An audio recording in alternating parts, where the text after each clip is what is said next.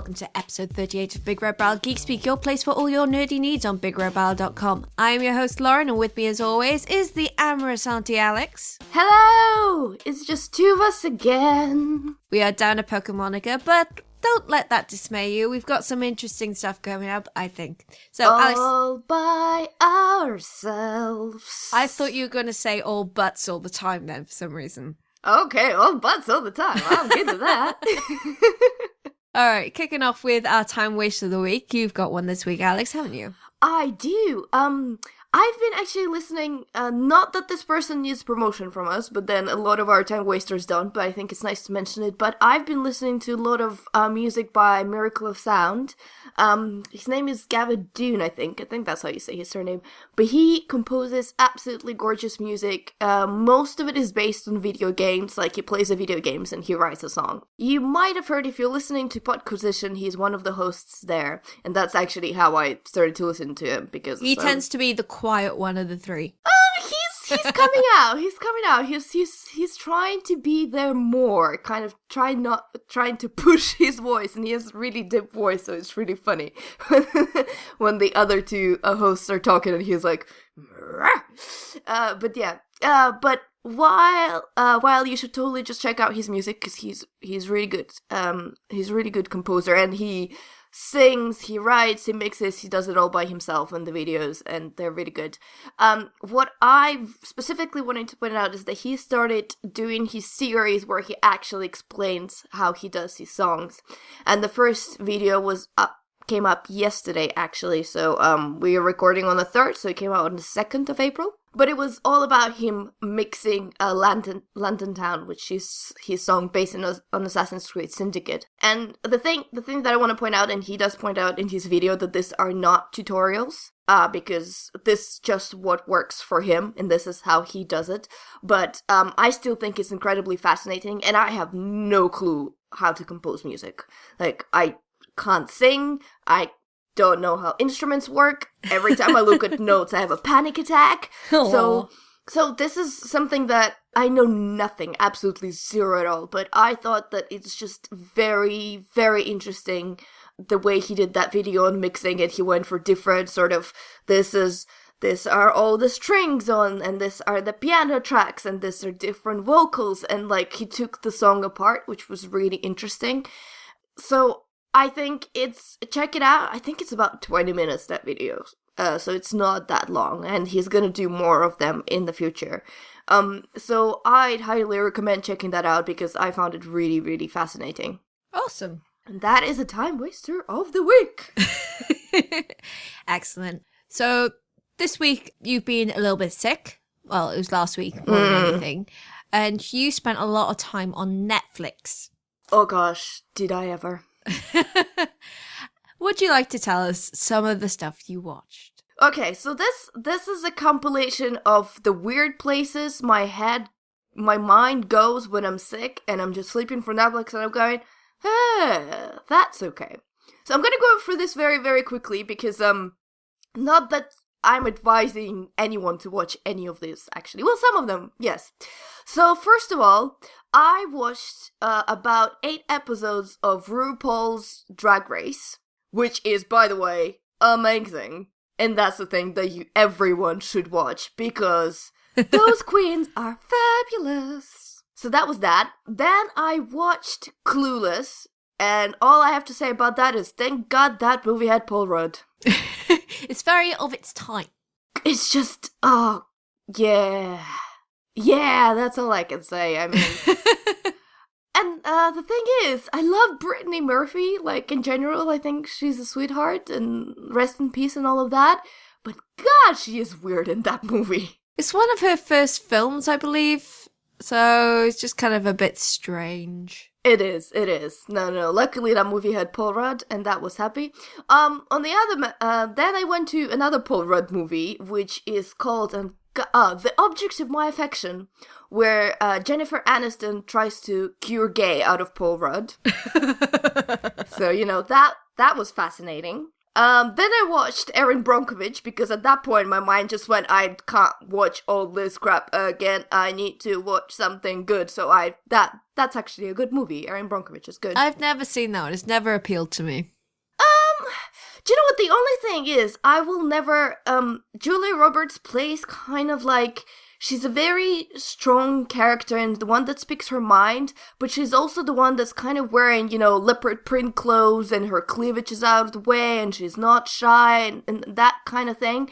And I can never believe that Julia Roberts is that character because in my mind she's always very classy and always quite reserved. So even when she's playing a character that's supposed to be quite out there with and open about everything she does and how she sees things and being quite sexual, I don't know how else to put it, I just never quite believe it. Yeah. She's just, no matter what, and she's a good actress, there's not even a question about that, but it's just, no, I can't just see that. So when she was going there with the cleavage out there, I was like, Julia, just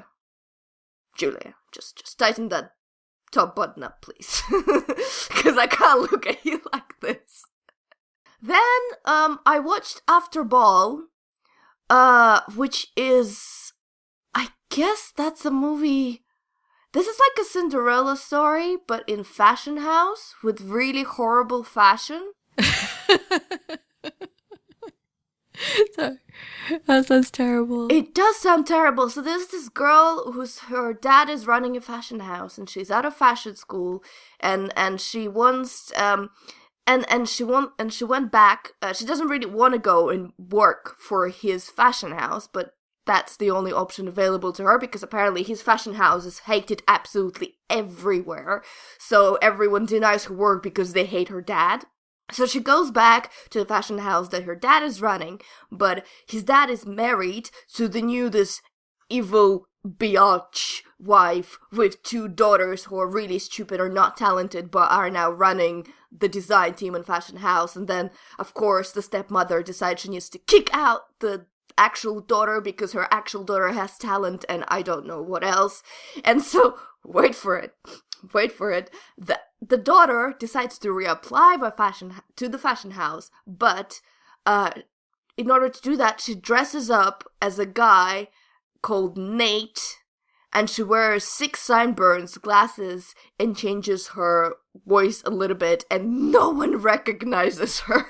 This sounds a bit more Shakespearean than Cinderella, to be honest. It's like, I don't know, it's definitely has that stepmother, stepdaughter Cinderella vibe.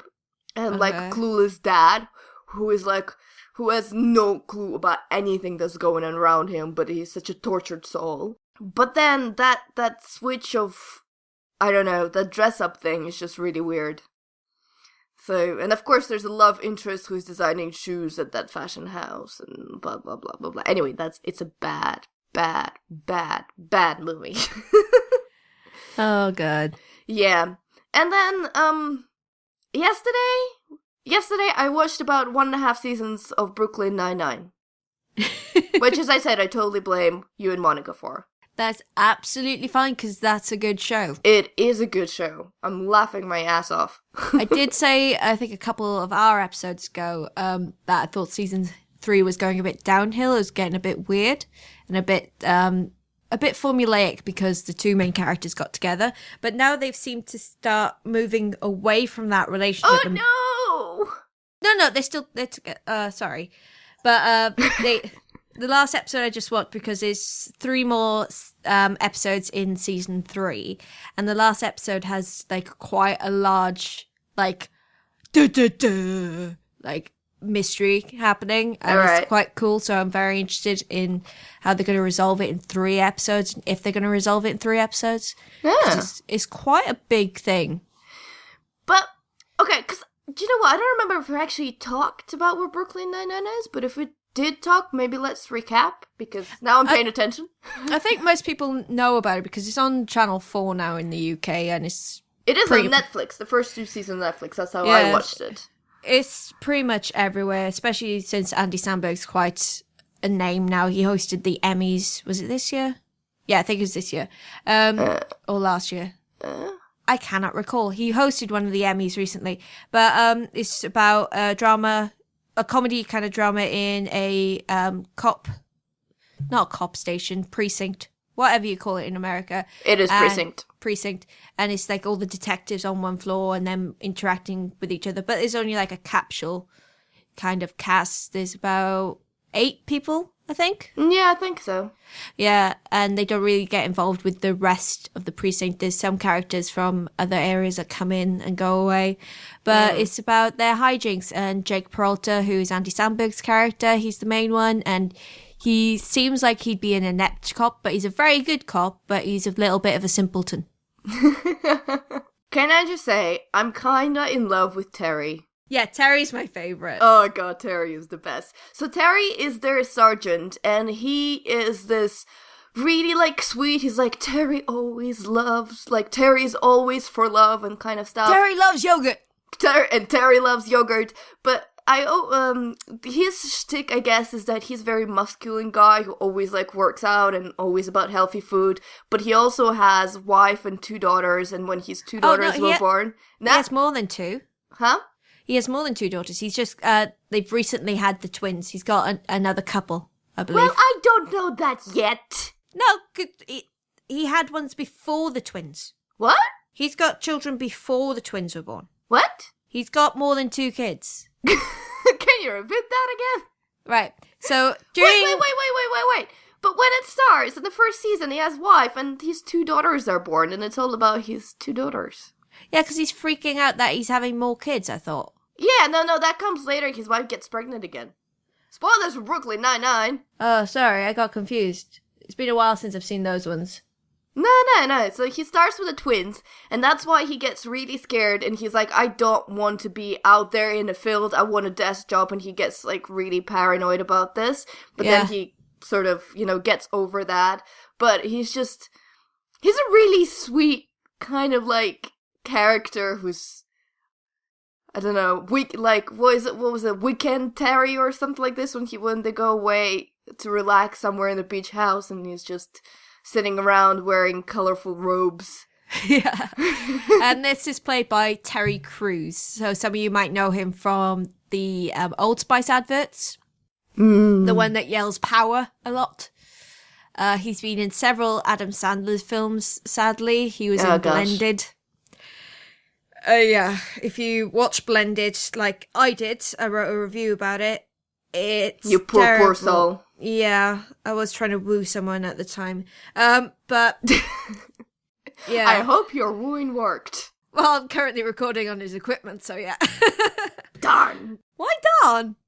No, I said dang, that was like a happy, I did the whole yes with my fist, which no one can see. Sorry, lost in translation there. Yeah.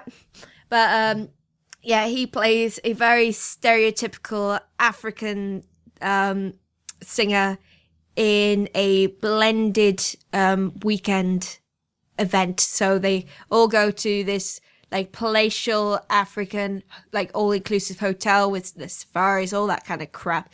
And it's a weekend for blended families to come together and kind of merge and feel good. And then there's just this random choir led by Terry Crews that come around singing everywhere. And at one point he turns up in a bloody hot air balloon.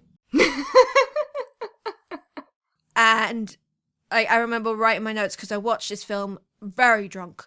Yeah, right. I went to the cinema. I knew I needed alcohol, so I bought 2 beers, 2 big Grolsches. I took them down with me, and then I had to go up and get another 2. And there was only 3 of us in the cinema, and it's just like, this is terrible. Oh, gosh. Oh, by the way, on the other note, another TV show that I want to talk about very quickly that I forgot, and it also comes into this stuff I watched while sick at home, where your crazy mom goes, and it's also a show on Netflix, and I switched it on because I thought, oh gosh, this looks bad. This is gonna be so bad. It's called Jane the Virgin. It has a very unfortunate name, but it's actually quite good. I've seen it advertised a lot, but it's like, no, okay, so you good. know, like a Mexican telenovelas. Oh, like yeah. Dramatic ones. So this is sort of a parody on it. So as there's kind of like a voiceover which most of the cast half cast are Hispanic, half casts are something else. I'm not entirely sure where it takes place. Maybe I missed it, but anyway, so it's kind of a parody on telenovela. And so this girl who's promised to her grandma that she's gonna stay virgin until she is married because her mom is kind of go out there, kind of very frivolous woman. She accidentally gets impregnated with the sperm of the guy who owns the hotel, and Jane works for that hotel. Anyway, so that's already... Hang on. Accidentally? Yes. Did she slip and fall on his penis? No. This is where it begins. So... the wife of Raphael, the guy who owns the hotel, Raphael had cancer and he had sperm stored so he could have children because he can't have children anymore. And his wife, called Petra, who's kind of like a devious character and she's always scheming and planning everything. Again, I want to make that clear. It's a parody on telenovela. So she goes and she's like, okay, so I need to tie that guy up. So I'm going to go without telling him to this doctor and get pregnant with the sperm that he stored in the bank. Okay. At the same time, Jane is at the same doctor and just for a general checkup. But the doctor, who, because it's a telenovela and it makes total sense, is a sister of Raphael, the guy whose sperm in question we're discussing. So for some reason, she's very distracted. I think she had some problems with her girlfriend at the time. So they had this crazy lesbian couple or something going on. So instead of impregnating Petra, she accidentally impregnates Jane. Lawsuit. Yes, that does happen too, and there's a whole lot of drama with it. But anyway, it's kind of really, it's really funny. I mean, I'd say it's about 40% jokes and 60% like drama or emotional stuff. And I wish it was a little bit other way around, because whenever they get really emotional, I'm like, oh, I get it, she's sad, I don't want to be insensitive, but can we go back to the joke part of the thing? So, but it's surprisingly good, and I absolutely love one character in that show. His name is Rogelio, and he is actually Jane's father, that lost father, because telenovela again, her mother didn't tell him about him, and it turns out that after 20 or something years, this Rogelio now is a telenovela star in their show.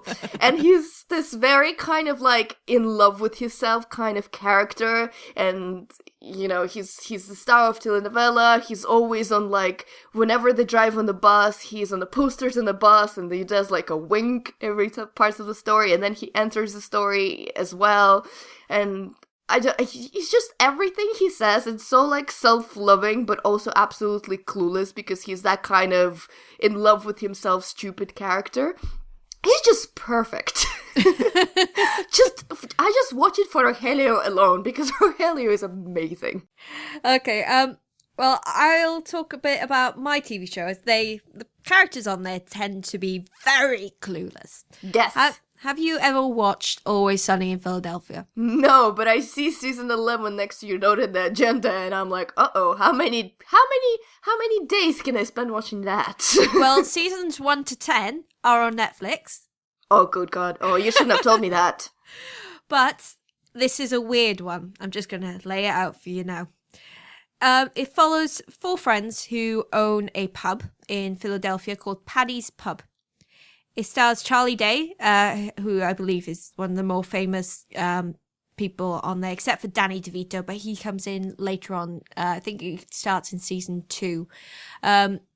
But you might know Charlie Day from Horrible Bosses, Pacific Rim. He plays Benny in the Lego Movie. That's not good recommendations, except for Lego Movie. Yeah, he's the little spaceman. Ah! Yeah, the one that keeps yelling, "Spaceship!"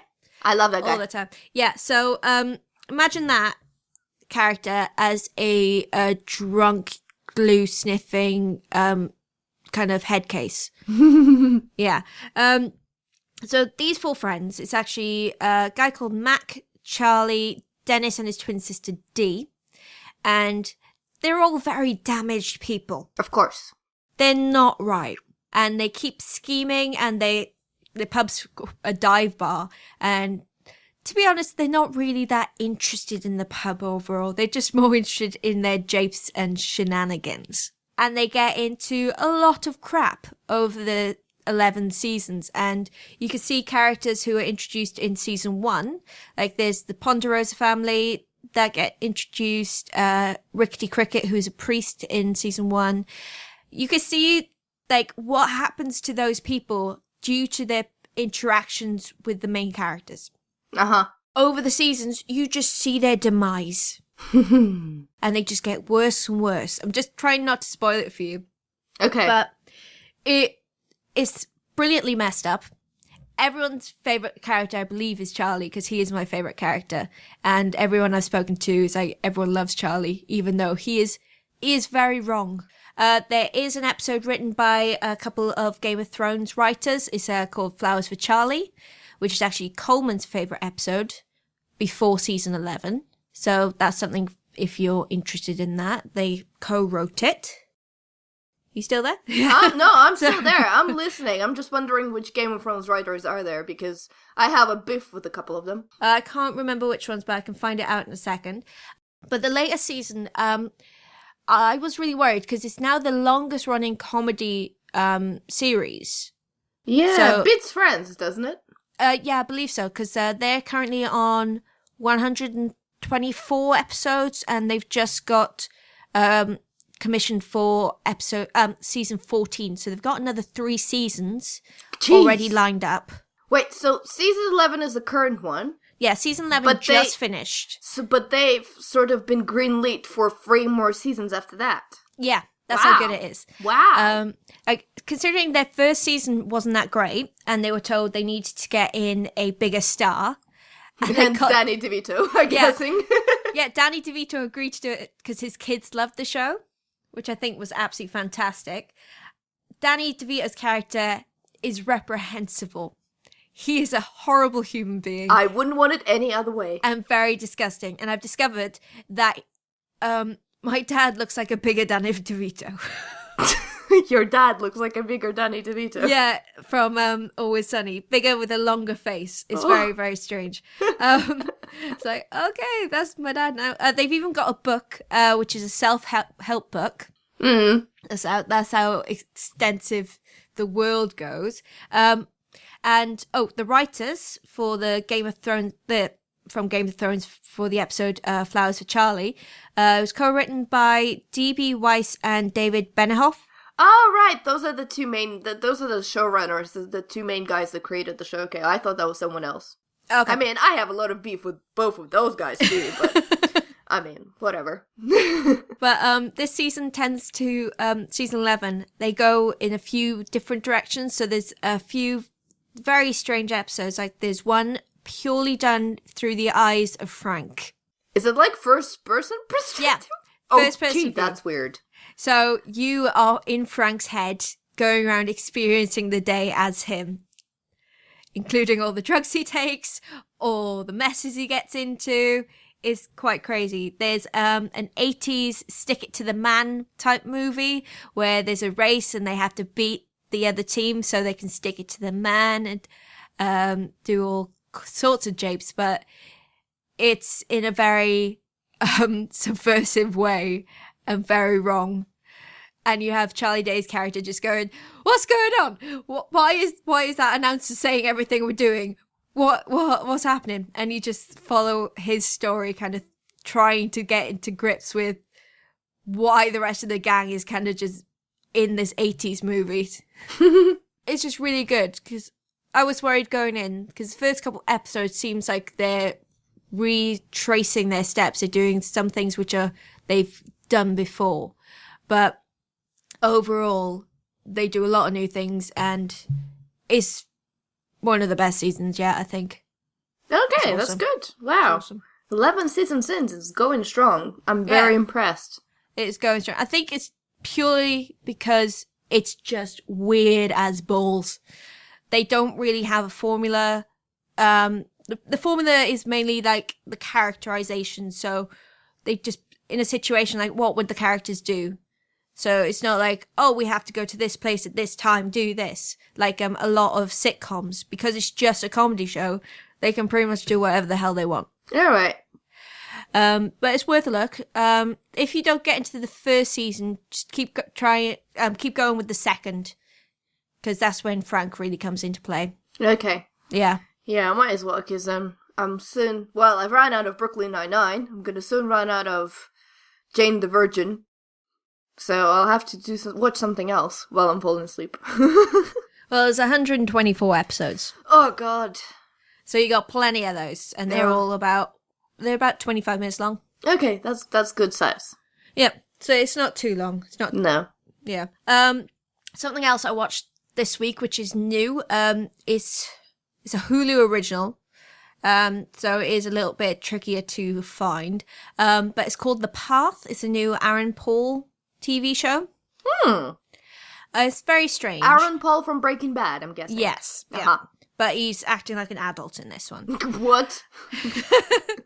But it's all based around kind of a cult, or kind of, well, they call it, what do they call it? It wasn't a cult. It's a way of life to them, but it's pretty much a cult. And it's these people who believe in a religion called Mayorism, where this bloke climbed to the top of a ladder. He saw a burning ladder on a hill, climbed to the top of it, and he saw the end of the world and the Garden of Eden after it. So he's translated that into kind of religion which people follow. Okay. And they all live in this like big compound, and it's very, very insular, but they're very helpful people. Like, they're at the start. When you start it, it feels like you're being dumped into the middle of a season. Oh, excuse me. And they don't explain everything. You just turn up and everything is destroyed. There's people crying out for help. And then all these vans turn up and help them out. Turns out there's a hurricane, and these Mayorists turn up to help them out. And they actually turned up 2 hours before FEMA, which is like the American aid company, I think, that help out people in disaster areas. And they take all the people they help back to their compound, rehabilitate them, make them feel better, and then they start kind of indoctrinating them into their religion. Indoctrinating? Yeah. That word that neither of us can pronounce? Yeah. So they start teaching about the religion and start like coercing them into the religion itself and setting them on the path. And like they have the different levels. So when you start, you're at the bottom of the ladder. And at one point there's a meeting, and Aaron Paul's character asks a question, and like the head honcho goes, "Oh, I know you're not AR, but I'm going to answer your question anyway." So it's like, as you go up the rungs, you become higher level, and you learn more and more. But the main thing about the season is Aaron Paul's character has been on a retreat to where Mayorism was formed down in Peru. Mm-hmm. And he has this like spirit. Everyone looks like they're on drugs or like some sort of peyote. And they're all dancing, feeling each other up. And then all of a sudden he starts crying. He's like, "Oh, I see my dead brother." And follows his dead brother, and he has a vision of something else, which makes him believe that Mayorism isn't real.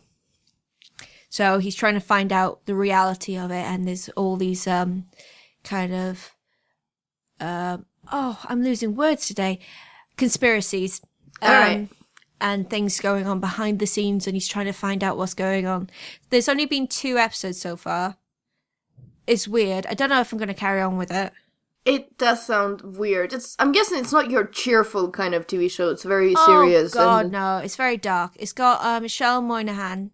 I think that's how you pronounce her name. The one from Pixels. Yeah? I think it's Michelle Moynihan. The blonde one from Pixels? No, not the one that's the character. The one that was the scientist. Okay, that doesn't tell me anything because I haven't seen that movie, but okay. Oh, well, she's there. I don't know what else she's in, to be honest, but she's like, she was born into the religion, whereas Aaron Paul's character was brought into religion after a traumatic event. So they're married, and she's accusing him of like infidelity and stuff. And if they're unfaithful, they have to go through this program where they stay in a room for 2 weeks, and they pretty much is isolating, and they get badgered with all these questions to the point where they'll pretty much admit to anything. So it sounds like a form of torture, to be honest. But I don't know if I'm going to continue watching it. It's quite dark, but it's quite confusing because they keep doing like flashbacks at random times, but they don't tell you a lot. And I know it's probably trying to relate the feeling of uneasiness and not knowing that Aaron Paul's character has, but it doesn't feel like Aaron Paul's like the main character in it. It's weird. It does sound very like a very weird one. Very strange. Something a bit lighter I've watched this week is Severus Snape and the Marauders, which is a small movie made by some fans of Harry Potter, and it's on the YouTubes. It sounds like right up my alley. Yeah, it's about 25 minutes, and it's about the four Marauders. So there's Remus, James, Severus, Sirius, and Peter Pettigrew. Yeah. Bam! So they're all in the pub waiting for Lily to turn up, and Severus is just there having a drink, waiting to apologise to Lily for doing something very bad. Maybe calling her a mudblood. Actually, that's exactly it. But it's like, because if you recall your Harry Potter lore, James was kind of a dick to Severus. Yes, he was. So he continues being a dick to Severus in the pub, even though he's trying to be nice. And the short is just all about them trying to resolve their differences in a magical way. Mm-hmm. Yeah. The effects are really, really cool. It's very, very interesting. It's only 25 minutes. Check it out if you're a fan of Harry Potter. Is it live action? It's live action. All live action. Okay. Very well made. They did also make a short which had Albus, Alberforth, their sister, and Ariana? Yeah, Ariana, and I can never pronounce his name. Gerald Grindelwald. Yeah, Grindelwald. Look at me, the Harry Potter nerd. Yeah, and it's their relationship and how Ariana gets into an accident. Which Albus causes. But well, that's a question mark. Read for 7 novels of Harry Potter to find out why. Well, if you watch their short, it's an interesting short. It's very well made, but I'm not a fan of that one as much because the acting kind of grates on me. And it's very forced, if you know what I mean. It's kind of, I am very posh and English and I will enunciate all my words. It's like, are they actually, I'm guessing the actors are not actually British. I'm pretty sure they're British because they are. It looks like it's filmed in Britain. Huh. Okay, maybe I'm wrong then. And their accents aren't terrible. It's just they over-enunciate.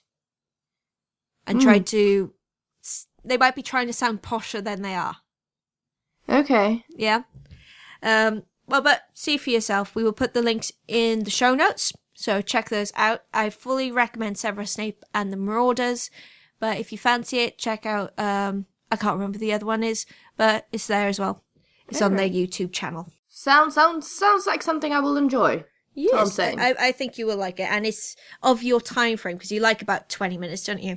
Yeah, 20 minutes is good. I don't know, now, there's a problem that I started watching a couple of TV shows, but the thing is, when they get a little bit longer, I start to lose interest.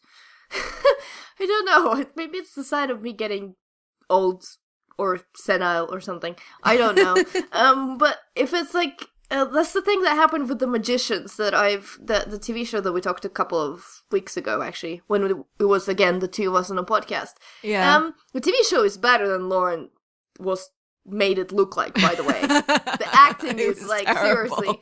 Seriously, if you want to see terrible acting, go watch The Mortal Instruments TV show on You keep Netflix. saying that and then going, don't watch it. No, because I'm saying it's so bad. I mean, maybe either get drunk or high. Not that I'm advising that you do drugs, kids. Don't do drugs. And then switch that on, because then you're just going to be rolling on the floor laughing. That's how bad it is. But no, The Magicians actually wasn't that bad, and I was kind of like involved with it until some point. But the thing is, it's too long. It's just way too long. Episodes are too long. I'm just like got bored halfway through, and because they're a TV show and they need to stretch because there's not enough material in the book to fill all the stuff in the TV show that but they there's come up with. 3 books. Yeah, but I think that one just covers the first one. Yeah. So they still ended up adding a bunch of stuff. And the moment where I switched off is that they're having an episode where Quentin is in the mental institute, but we know that he's not in the mental institute. We straight away know that there's something that happened that made him go there, something magical, that someone magically put him in there. And it's like, and I hate that kind of episodes, to be honest, where you know that something, that you're in an environment that the TV show is trying to like play with your mind and saying, but maybe he's in the mental institute. Oh, but wait, here's this clue that he's not in the mental institute. And the character is going, I'm there. No, I'm not there. This is real. No, this is not real. And I'm like, guys, come on. Can we get to the substance of the story already? So at that point, I just went, boink, switch off, bored now. Yeah, and don't read the book. I read the summaries on Wikipedia, and that was enough for me. No. Yeah, as I was reading it, it just kept going more and more convoluted, and it's like, this sounds crap. The thing is, okay, sorry to go back to it, but I did say I'll talk about it once I finish the book, and I did finish the book now, and I'm gonna try to do this very quickly. The thing about it is that it's trying to put too many things in one basket. Yeah. So it's trying to talk about the parallel worlds. I can't pronounce that name. But it's also about like, the guy who's a wizard without knowing he's a wizard, so he's trying to do the Harry Potter thing. But also they're trying to go through all the years of their education in one book. So instead of like, like Harry Potter does normal, like, pacing 1 year, one book is 1 year in Harry's life at school. This one is just like, right, we're gonna do this 10 chapters on the school alone, and then it's suddenly they're adult now, and they're doing adult stuff. So it's like, something's gotta give. If it's about all this magical other world that the characters go into and then bad stuff happens, we'll make it about that. Why are you adding on top of that this Quentin doesn't know that he's a wizard, and this whole thing of him sitting for exam to that school without realizing he's applying for a school of magic and all that crap that is just like, why was it there? It does nothing to me. If you want to talk about them traveling to this dangerous world where their kind used to be kings and queens, like sort of Narnia type. Yeah. So that's basically what happened. The author decided, hey, Harry Potter is popular, mate. And so are the Narnia books are popular. So how about I bring them all together, but I also mention scrotum a lot and pee a lot, and I'm gonna make it adult, in inverted commas, I'm sitting here, and then it's gonna be the best book ever. No, it's not. Nah. No. Not quite, mate. No. Big hot mess. Okay. Rant on the Magician's over. I promise. Do you want to do another rant? Yes, I do want to do another rant. It. Go for it. My rant is on The Division. Oh god. I'm gonna. If anyone really, really likes Division, maybe you want to skip a couple of minutes, because I'm not promising to be completely objective. She's gonna kill the dogs. No, I'm not going to kill the dogs. If you're killing the dogs, you're a horrible human being. Stop listening to this podcast now. Go to the corner and rethink your life. Yes, I'm looking at you, Coleman. Yeah, well, that means it won't get edited. I'm in a dilemma. He can go in the corner and think for about an hour, and then he can come back and edit it. But yeah, so some of the things are not rational. The things I have about The Division. So be aware of that. So if you really, really like the game and you don't want to sit me and basically crap on it for about 5 minutes, maybe you want to skip those 5 minutes forward so you don't get upset. We'll put the timings in the show notes. we do put the timestamps Yes. in the show notes. So okay, I have a list. before I begin this list, I have played this game for over 24 hours. So, I have been addicted to it for quite some time. And I've not played it myself. I've watched enough of it, though. Yeah. Okay. Oh, tell a lie. I played at EGX. Oh, did you? Yeah. I did play it at EGX as well, but that was very different. Weren't we on the same team? No, we were on different teams. We went different times, but that just gave me a very different... I didn't really understand what Division was from playing that demo at EGX, because it was literally 2 teams against each other in Dark Zone. Yeah. And it's just... never really happens like this in the actual game. Yeah, and the girl that was trying to explain it to us had lost her voice. So, I was just shooting everything. It just kept telling me, "You've gone rogue." Like, I don't know what that means. And kept shooting stuff. No, like, because we had Rich, our friend from Ubisoft, that we know that he was talking for us, and the next day we went out and we brought him a pot of honey because he was losing his voice as well. We're like, "Thank you for letting us play the game. Here's a pot of honey. Please feel better." Because he was literally on that Division stand. They had to speak and speak all the time. Yeah, bless them. I lose the voice after speaking for an hour on the podcast, and then I go like afterwards. But that's why I always have antiseptic throat spray with me all the time, because I have that problem at work. When I first started teaching, it's like I can't deal with it. I did 1 week without a voice. Luckily, I had nice classes, so I had one kid like going through my PowerPoint and had all the instructions on it. So I had the kid reading it out. Aww. And I did like hand signals, but since I've moved to London, that would not work. No. Okay, here you go. Rant about the Division starts now. Everyone ready? I'm ready. Let me exercise. Okay, I'm ready. Okay, number 1, and it's a biggie one.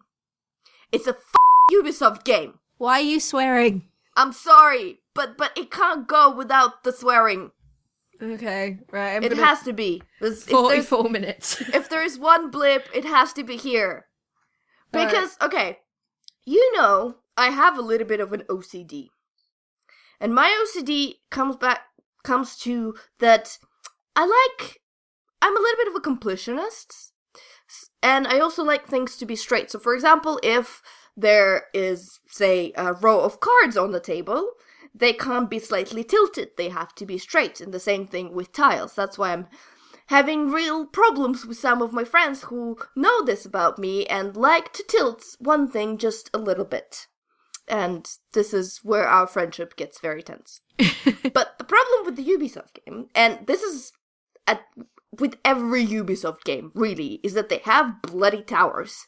And as soon as you reach the bloody tower, I don't care if you were eagle diving from one, or it's a safe house, or whatever, you go out on the map and it tells you, "Oh, look, these are all wonderful quests here that are pretty much the same as the wonderful quests you had in our safe house / tower / I don't know, whatever, I don't care. And you have to do them. And all these quests start showing up on your map, and you're sitting there, but I have to do it now. It tells me there is something to do here. And it's probably a boring side quest. It's probably pretty much the same as the side quest you did 20 minutes ago. So this is me, at which point I decided almost to throw my controller at the wall. Because I'm level 21. I've played for over 24 hours now. I zoom out of my map to look, and I've just cleared an area. I went to a safe house. I've cleared all the encounters. I've cleared all the side missions. I picked up all the bloody telephone records and drone records and computer things or whatever other random pickups that I need to do that don't do absolutely anything on the map. And I open up the map, and suddenly it just blinds me with all the other things that I had to do. And then suddenly I have other encounters appearing on the areas that I have cleared that are like in my level 5 to 10 area that I've not been there for a while because I'm now level 20. And I'm sitting there, and it just kills me a little bit. And that's the problem. I can't just pass them by. I was about to do the main mission, and on my way to the main mission there was 3 side missions, and of course I had to do them. And by the time I did them, I've been playing for an hour, and suddenly all other telephone records appeared, and they're somewhere on top of the house, and I can't reach it because it's probably part of some side mission that I need to do, and I'm running around for about 20 minutes trying to find how to get on top of that building to pick up that telephone record, which is crucial to the story, and I have to know what it says. And, oh god. Like, I was as close to tears as one can be. That's why I don't like these kind of games, because, again, I'm quite a completionist, and I'm still angry that I haven't fully completed Brutal Legend, because I was stuck just before the end, like on the Sea of Black Tears, and there was one more statue I needed to collect, and I would have had 300 frickin' statues. Ugh. I had gone around searching for all the other ones, found them all by myself, and I got to the last one, couldn't find it, so I looked up a guide online, and it's Sea of Black Tears, drove there, but I can't reach it until I complete the RTS before that, and considering I suck at RTS and sending out the troops and all that, I never got it. Yeah. So I just had to give up. No, that's the thing. It's every single Ubisoft game. I'm exactly the same thing. There's always random things lying on the ground that you pick up that don't do anything. In Assassin's Creed, it was this stupid glitches or glyphs or whatever that you had to jump to pick up. At some point, I thought that I picked up enough of them, so it opened the secret area for me. Apparently, that's not what happened at all. The secret area just opens at this point in the game. I'm still not sure why I'm picking all those stuff up. I gave hate up when they do that. It's like when I was playing The Witness, going through, trying to do all the secret things, lining up all the statues, doing all the secret puzzles. And it's like, there's no actual reason for me to do this. No. There's no point. No, and the thing is, and all the side quests that you really don't have things to do it. And now, having said that, Borderlands has a lot of side quests as well. They're fun. They're fun, and what I like about Borderlands, that no matter what you Hang on, do... which Borderlands? Borderlands 2, that I was playing. The thing about them is that whatever you do, the game constantly rewards you for doing it, because it either has trophies that are related to your doing the side quests, which in Division I've been playing for the last 2 days, I've got 0 trophies for doing anything, because I'm kind of in this middle ground where I have gone for picking up half of the stuff that I needed to pick up to get a trophy. I've found half of the I found most safe houses, but not all safe houses, so I'm playing, and the game doesn't reward me with levels, it doesn't allow me to do this, it doesn't allow me to do that, so I'm literally running and doing these things without any kind of sense of achievement. Whereas in Borderlands, I would run around, and then I do a side mission. It'd be fun, it'd be not really story related, it would be super silly, it would make me run all the way to the other side of the map, but then I would open up, and hey, I have 10 badass points that I can level up and make my character super cool. Yeah, and that transfers to all your characters. So if you make a new one, like I've had to recently, even though I lost my save, I still had all my badass points. Exactly. I had over 150. I was like, sweet, I'm not at 0 anymore.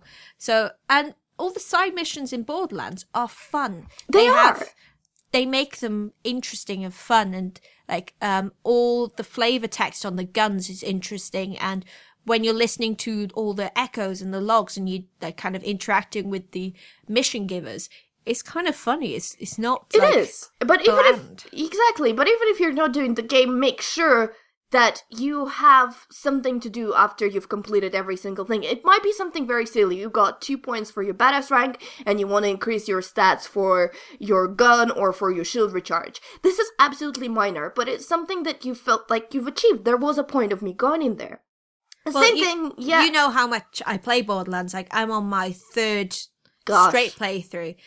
When I first played through, I played it once, and then I did the True Vault Hunter mode and so on, and replayed it with co-op, and then I did it again, played it all the way through, and now I'm going to play it again for... It's technically the 4th time, but I still love it. Exactly. I still love it. Yeah. And look, the same thing, I don't want to come back to this, but Dragon Age Inquisition also had quite meaningless side quests, and that was one of the big criticism on the game. But the thing is, I didn't mind doing them so much, because I liked the environment. So I ran an environment and I find this cave with this beautiful lore writings around it that were interesting for me, and I was like, oh, this is something that doesn't exactly relate to the story, but it tells you more about the world. And on top of that, you always have your companions with you. And your companions, they always have conversations between each other. Yes, they come about like once every 15 minutes or so, but it's still something that while you're running to the edge of the map to pick up, I don't know, pick up 5 random things to complete this meaningless side quest, this is something that makes it a little bit more fun. Whereas where I'm running in Division, I get it, it's like New York, and I understand, and people get very excited and that it's a very kind of honest representation of what New York is, and it's very real, and you can go and find your house or your flat there or your place where you went, and it's on the map, and it's awesome, and I agree that it's awesome. But apart from it, there is nothing there that encourages me to go and explore the world. There isn't the loot that is just randomly lying around is not terribly exciting. Like in Dragon Age, I would go around to pick up, if they said, oh look, that area, it probably has some secret stash of nice loot that I can go there, fight these bad guys, and pick it up. In Division, not so much. The mission got me to travel to sort of underground, to a subway, and I did it, and then I could have continued going deeper in the subway to explore it, but there's nothing really there except for rubbish and for random bad guys that are occasionally just standing there and fighting, and I was like, well, I can't be bothered to go exploring. There's nothing that's interesting that is telling me to go to do there, so I'm gonna go back and gonna do another mission on the map. That's like, so I just didn't. I just went to the point, I literally went from point of one mission to the point of another mission and didn't really look around. It wasn't anything really exciting for me. That's another problem I have with the Division. Yeah. Another one? Another one. Okay, so let's say that was 2 or 3 problems. Problem number 4, I hate that the main character has no voice. Yeah. I absolutely hate it. And I kind of get it. I guess it's not a type of game where you would have someone say anything. And I don't need them to have, like, serious conversations or anything. But I want them to have some kind of voice. Because when you go during the missions and someone talks to you, it's always a little bit awkward. Because all the time, all the text that comes out of their mouth is to avoid you replying, and it's absolutely obvious that that's what they're trying to do.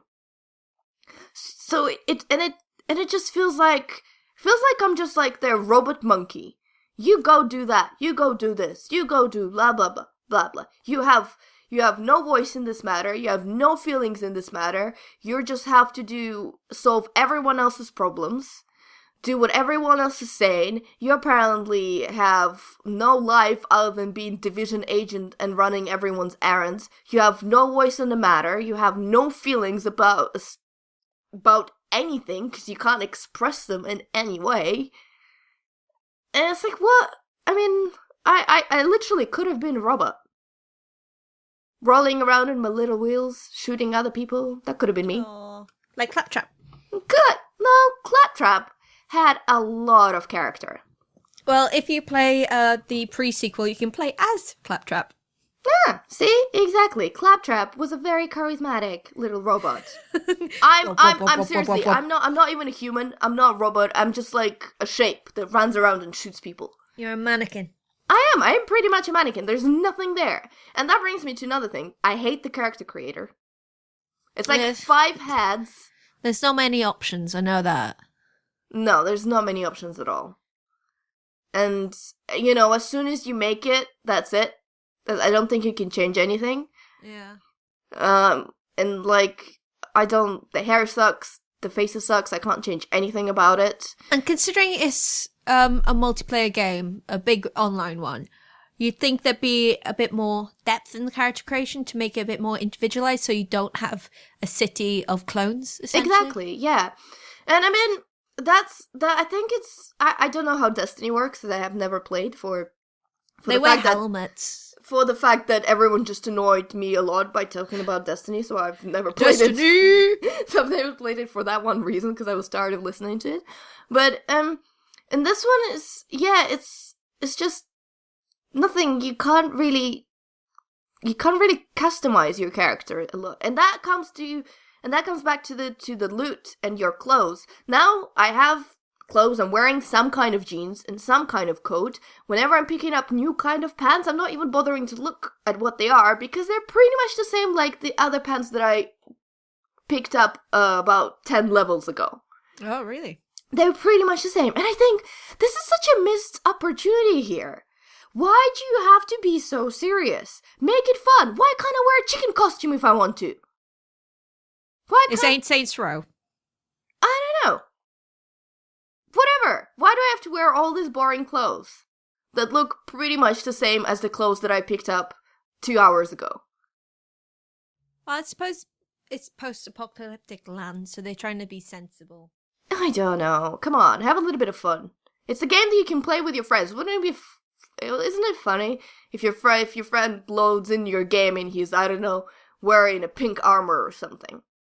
Yeah, I suppose. Or a crazy hat. Like, I mean, again, sorry to bring back to this, Dragon Age, old armor, pretty serious, like, armor that you can see each other wearing in real life.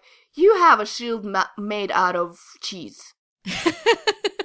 Just because, why not? Well, if you're up against a dragon, it'll be a very nice, like, fondue, I suppose. Yeah, it doesn't make any sense, but it's funny to see a character running around with the shield made of cheese. So why don't you lighten it up a little bit, the Division game? Tom Clancy's. Why don't you make it just a tiny bit more fun? I want some nice, bright neon green pants, that's all I'm saying. Okay, I don't know what number it is. Another number.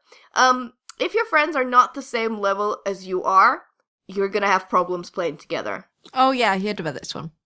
It is just, it's got to the point where I was playing with Tim a lot, and then I played a bunch by my own, and now I'm so above him that whenever he comes up, it's me basically. He can't really play with me on the same level because he is really out-leveled, and all my bad guys are really high strength compared to him. And that's the problem. For example, I see like guys from our side, like Dermot, playing a lot, but he's level 30, and I know that I can't really play with him because it's going to be too hard for me. All that he'll have to do is just constantly go run and revive him, because every time one of the guys he's fighting are going to shoot at me, they're going to one-shot kill me. Yeah. Because they're that much stronger and all their equipment is that much more powerful, and so on and so on and so on. So that doesn't really work. So that just suddenly this multiplayer game where you're running around New York with your friends turns out to be, well, I either have to wait until my friend levels up to around my level, or I have to do a lot of grinding by myself to catch up with my friends. And that just never really works. Yeah, and then there's all the samey kind of missions, and I don't know. Basically, I'm really pissed off with the Division. There's one thing I like about it. Yeah? One thing I've realized. I thought about it really, really hard, and there's one thing I like. I really like the base. I really like the base. I really like doing stuff in the base. I really like how the base has its own life, and as soon as you upgrade some part of it, some dogs start to appear in your base, or some other people start to appear. There's a line outside my med block lining up to get some medical help. And then the next time I come in and the line is shorter, and then there's more people doing stuff, and then, you know, it has a life on its own. And I like upgrading the base, and I like making it all nice and getting rid of all the rubbish that's lying around. That is the only thing I like doing, and I think that is the only reason why I'm still playing the game, because I want to upgrade my base to the fullest. Oh, one thing I really don't understand, what link does this actually have to Tom Clancy? I don't think any. Yeah, because he's dead. You're dead, man. You're dead. He's been dead quite a while, because I just checked out his Wikipedia. He's been dead since 2013 now, so it's 3 years. Yeah, I was trying to look up if it was based on one of his books. I can't see that. I really don't understand why this is Tom Clancy's division and not just the Division. Because I guess if you put Tom Clancy next to it, it sells more copies. Really? I'm guessing so. I don't know, because they've got the name. There's actually, there is a short on, I think, Netflix about the Division agents. Also, like, a short movie with terrible acting. Of course. That, you know, we were watching, and then the main guy, who is, of course, the whitest dude ever seen in human history, which, he speaks like this because he's a serious man and a serious mission. It's a serious time and everyone's dying. And he's the only one who can shoot the guns and save the life of people. So yeah, so at that point I zoned out and I haven't actually watched the whole series. I'm not sure if it's on Netflix. It might be on Amazon Prime. But I'm still not going to watch it, to be honest. No.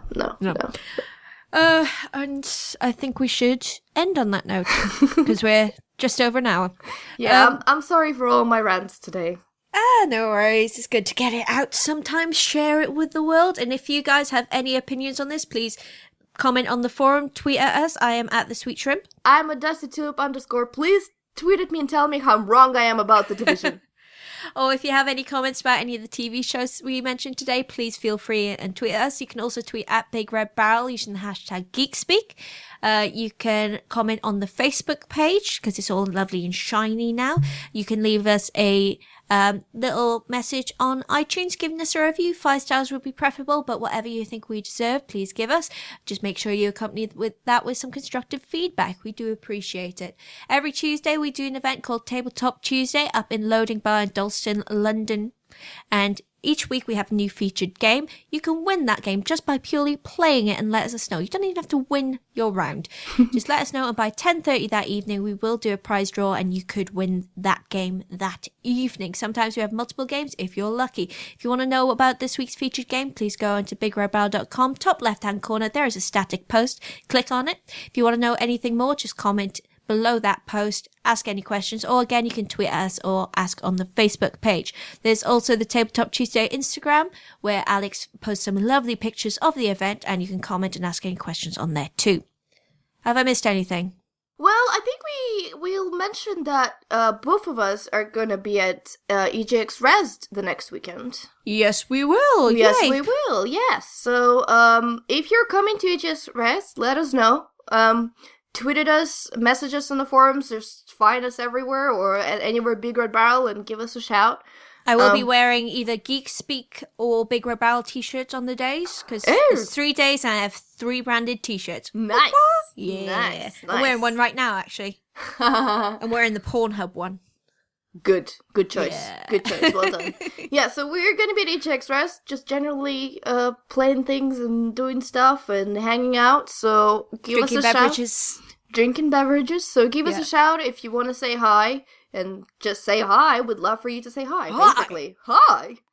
There will be a Coleman and possibly a Tim about as well. Sure.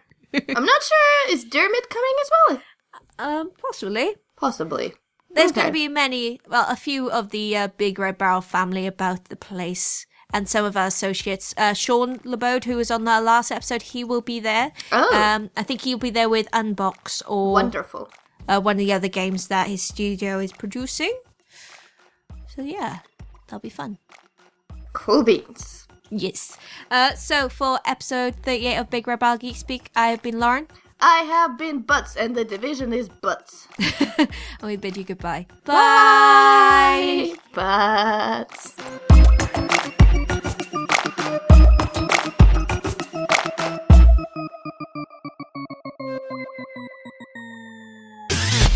You and your ears are quite welcome for the podcasting goodness that you just heard. Why not roll on over to BigRedBarrel.com for more podcasts, news, reviews, and videos from the biggest, reddest site on the internet, BigRedBarrel.com.